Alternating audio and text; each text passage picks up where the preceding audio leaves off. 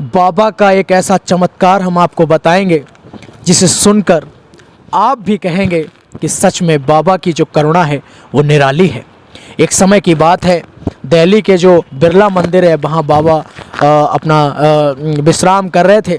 तब वहाँ पर कुछ बांग्लादेशी आते हैं, बाबा से मिलने की इच्छा जाहिर करते हैं। तब बाबा अंदर होते हैं और जो बांग्लादेशी हैं वो बाहर खड़े होते हैं, कहते हैं बाबा से मुझे मिलना है। तब बाबा, जो उनका सेवक होता है, बाबा उस सेवक को बाहर भेजते हैं और सेवक से कहते हैं कि जिसका भाई पाकिस्तान की जेल में बंद है उसको अंदर लेके आओ, उससे मुझे बात करनी है। सेवक बाहर जाता है, उन बांग्लादेशियों में कहता है कि जिसका भाई जेल में बंद है उसको बाबा ने बुलाया है। वो शख्स खुश हो जाता है, अंदर आता है और बाबा से हाथ जोड़कर कहता है कि बाबा आपने मुझसे बात करने का मौका दिया, इसके लिए मैं बहुत आभारी हूँ।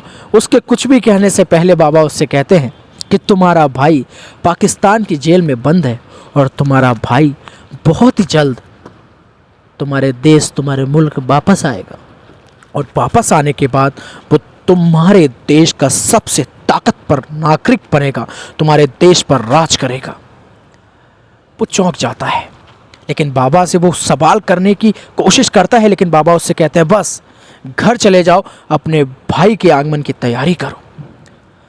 वो घर चला जाता है और उसका भाई कोई और नहीं, शेख मुजीबुर रहमान, जो बांग्लादेश के पहले राष्ट्रपति थे, वो शख्स उनका भाई था। और जो जेल में बंद था वो बांग्लादेश के पहले राष्ट्रपति शेख मुजीबुर रहमान पाकिस्तान की जेल में बंद थे। मैं इस समय आपको ये जो बात बता रहा हूँ, ये बात बताते समय मेरे रोंगटे खड़े हो रहे हैं कि बाबा ऐसे चमत्कार करते थे। दूसरा चमत्कार आपको बताएं, एक बार बाबा हमेशा अपने भक्तों की खैर खबर लेते थे। एक दिन बाबा को लगा कि मेरे भक्त के यहाँ बहुत बड़ा संकट आने वाला है। एक बुज़ुर्ग दंपत्ति जो कि अकेला बेटा था उनको लगता है कि इनके यहाँ संकट आने वाला है। तब बाबा उनके घर अचानक पहुँच जाते हैं। वो देखते हैं बाबा को, बुज़ुर्ग दंपत्ति बहुत ज़्यादा खुश हो जाते हैं। बाबा को अंदर बुलाते हैं, रूखी सूखी रोटी जैसी होती है उनको खिलाते हैं। बाबा कहते हैं आज मैं तुम्हारे यहाँ ही विश्राम करूँगा। वो कहते हैं ठीक है। उनके एक चारपाई होती है, उस पर ही बाबा लेट जाते हैं कंबल ओढ़कर।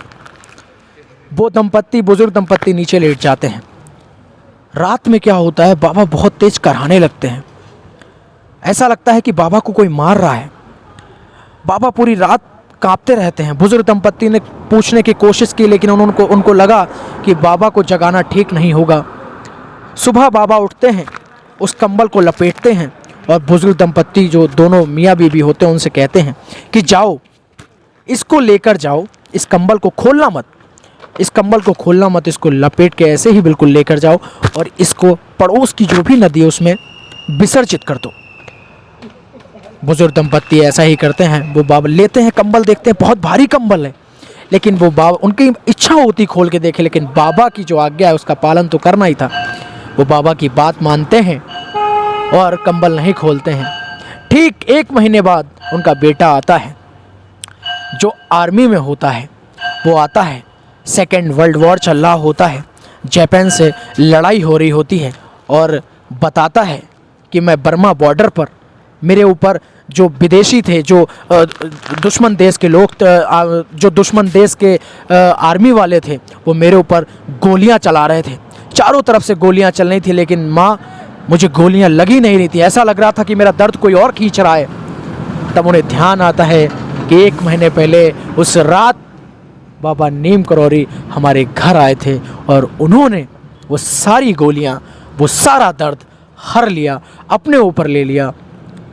आप समझ सकते हैं बाबा का जो चमत्कार है वो एक नहीं, ऐसे कई चमत्कार हैं जो कम पड़ जाएंगे।